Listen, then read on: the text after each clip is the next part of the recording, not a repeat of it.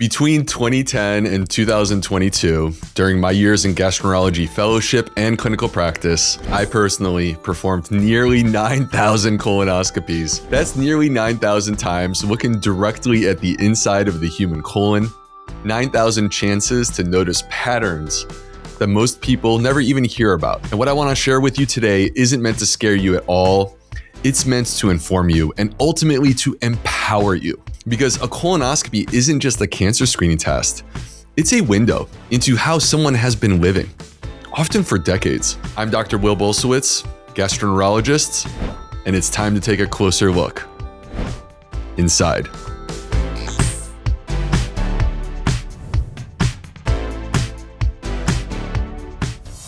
Let's start with the baseline. During my years performing colonoscopy, a healthy colon had smooth, pink mucosa with a visible, delicate vascular pattern underneath. Almost like healthy skin with good circulation. The walls were calm, no excessive redness, no ulcers, no suspicious growths, no significant stool left behind after a proper bowel prep. When I saw that, I thought, this colon has been treated well. A healthy colon looks fresh. But I have to be honest, a person can look very healthy on the outside, but not so healthy on the inside. Once you know what a healthy colon looks like, the contrast becomes hard to ignore. And that's where one of the most sobering patterns of my career began to emerge. I kept seeing polyps in younger patients. People my age, people younger than me, people who looked healthy, felt healthy, and lived full lives. In the United States, routine colorectal cancer screening begins at age 45 for most people. But colorectal cancer is rising in younger populations, and that's no longer controversial. That's established epidemiology.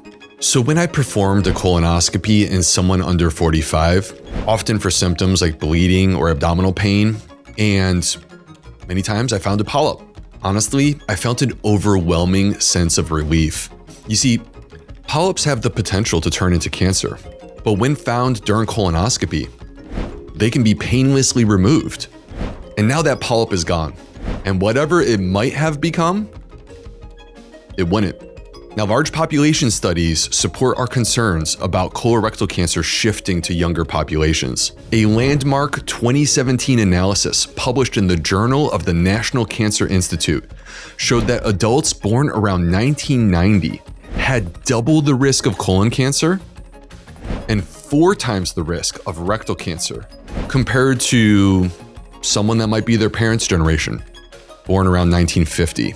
These were not people who looked sick. They looked invincible. That's one of the hardest lessons I learned. Microbiome-mediated diseases, they often begin silently, long before the symptoms even appear.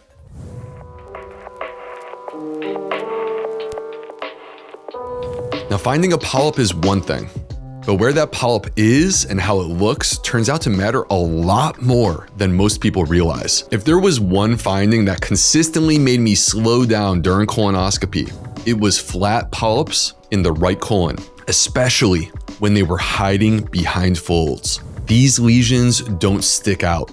They don't wave at you. They blend in. They're almost camouflaged. And if you're not meticulous, if you don't double check, triple check, and examine carefully in both forward view and retroflexion where the scope bends like a candy cane, they can be missed. And here's the part that surprises people. Big doesn't mean easy to find. Why does this matter? Because right-sided colon cancers are more likely to be missed and more likely to present at a later stage. Human observational studies published in journals like Gastroenterology and the Annals of Internal Medicine have shown that so-called interval cancers, which are cancers that are diagnosed after a negative colonoscopy, are disproportionately in this part of the body, the right side of the colon. And they are often associated with what we call flat serrated lesions. This isn't about fear. It's about respecting biology and being thorough. But not everything that I saw was subtle or hard to find. Some of the most common, most in-your-face findings were also the most preventable. Hemorrhoids. Lots of them. When I saw severely engorged hemorrhoids, the explanation was usually straightforward. This is what happens in a population that is fiber deficient. By best estimates, about 95% of Americans do not meet the recommended fiber intake, and the consequences, unfortunately, are predictable. Less bowel regularity, smaller, harder stools, more straining to poop, more time spent on the toilet. And all of these things increase pressure in the rectal veins. Hemorrhoids can cause painless bright red bleeding, itching, prolapse where they pop out, and leakage. I don't think you need me to tell you this. You don't want to have those problems. Human interventional studies going back decades have shown that increasing dietary fiber reduces hemorrhoid symptoms and bleeding. In fact, a meta-analysis published in Diseases of the Colon and Rectum found that fiber supplementation reduced bleeding by about 50% compared to control. One of the challenges with telling people to just eat more fiber, though, is that not all fiber is the same and not all approaches are well tolerated.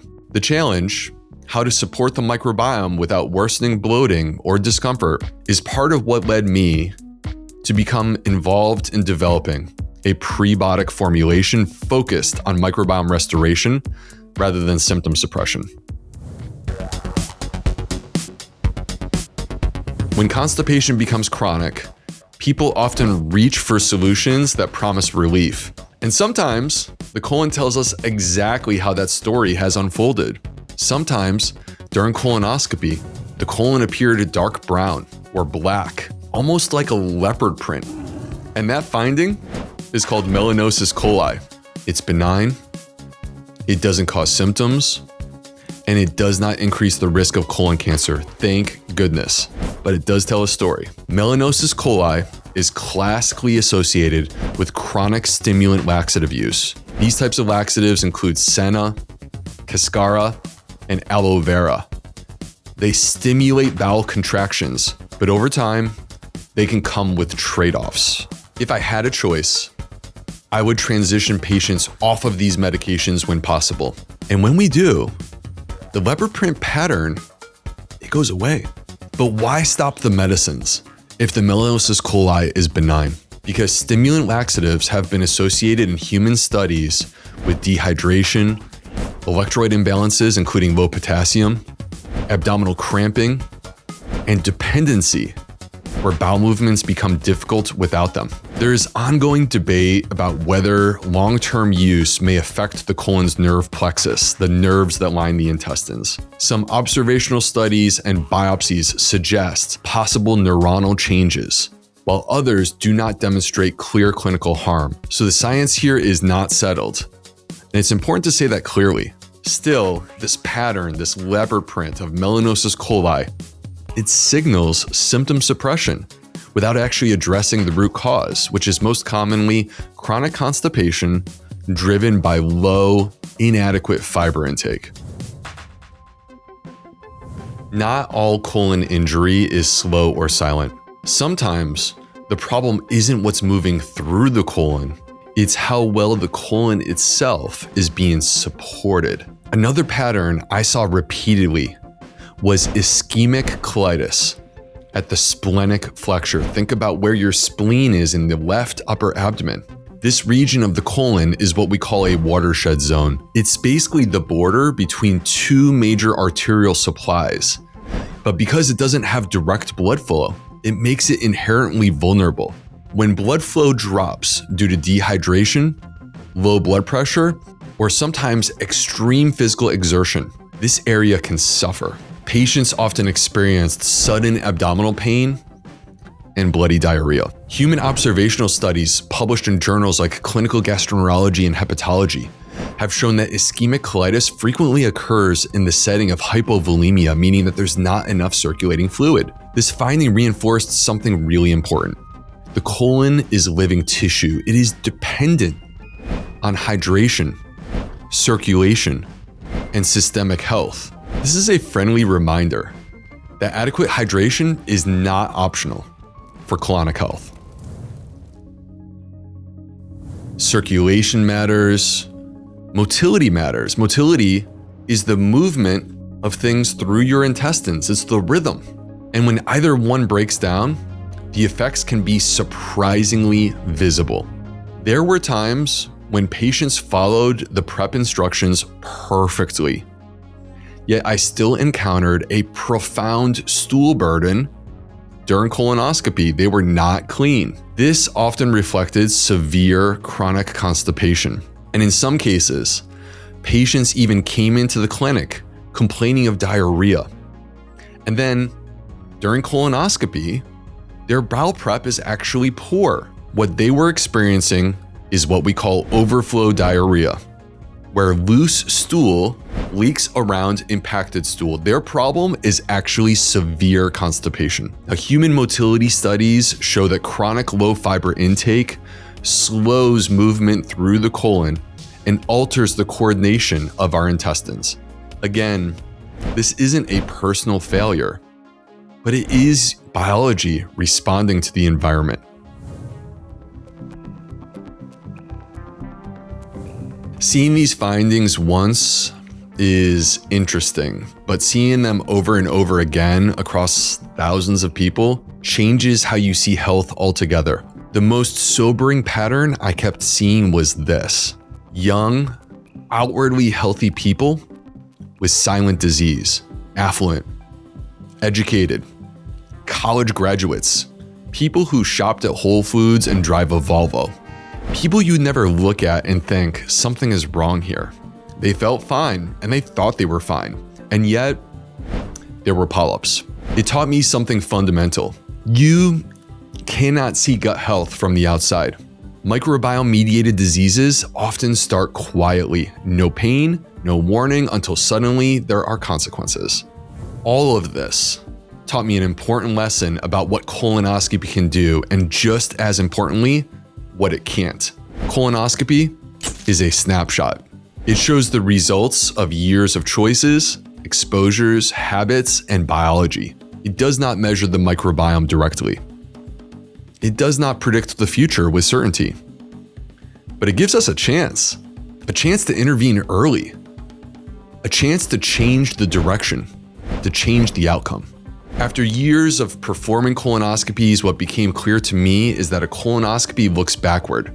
It shows us the result of years of habits, exposures, and biology, but it doesn't tell us how to live differently going forward. That gap between what we see and what we can actually change is the reason that I wrote my book, Plant Powered Plus. The book is built around the idea that small, repeatable habits that are rooted in solid science can meaningfully support the gut, the immune system, and chronic inflammation over time. Now, here's the hopeful part.